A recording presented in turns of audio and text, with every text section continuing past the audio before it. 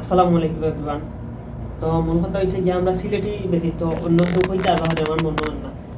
আসলে আমরা বাংলা 12 মাসের নাম সিলেটি কৃষক যারা স্পেশালি তারা কিভাবে হয় তা আজকে শোনাইমু আপনার আরে।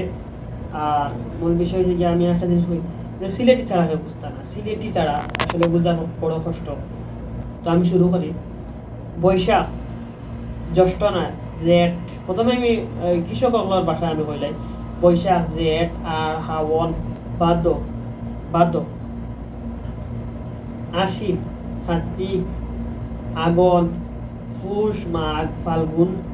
আর মানে সিলেটি কৃষকগুলোর ভাষায় আর শুদ্ধ বাংলা 12 মাসের নাম অনেক তফাৎ আছে। তফাৎটা এখন অনেক মানে আমরা জেনারেশন অনেকের কাছে প্রচলিত, যেমন এগুলা অনেক হইতে পারতো না, কিন্তু আমরা বাপ চাচান যারা আছেন এটা কিন্তু এই হিসাবটা এখনো করে না। আমি নিজের খানে শুনছি বা আমরা মা অর্থাৎ আগের মানুষ এরা কিন্তু এখনো পর্যন্ত দেখছি মানে এরকম বাংলা 12 মাসের নামটারে তারা উপস্থাপন করেন।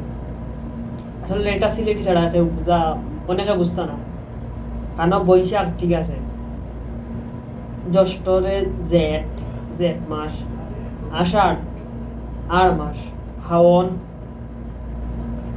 শ্রাবণ রে হাওন মাস, ভাদ্র, ভাদ্র মাসে ভাদ্র মাস, আশ্বিন, মানে এরকম ভাবে প্রতিটা নাম আমি ভাঙ্গে ভাঙ্গে কইতে পারি না, নিজেও মিলাইতে পারি না। তো প্রতিটা নাম আমরা সিলেটি মানুষ অন্যরকম দিকে অন্যরকম তুলিয়া ধরে।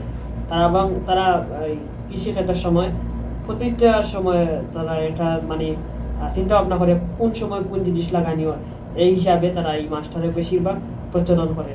আপনার ব্যবসা কিন্তু এরকম করেননি? কমেন্ট সেকশনে জানাইবা।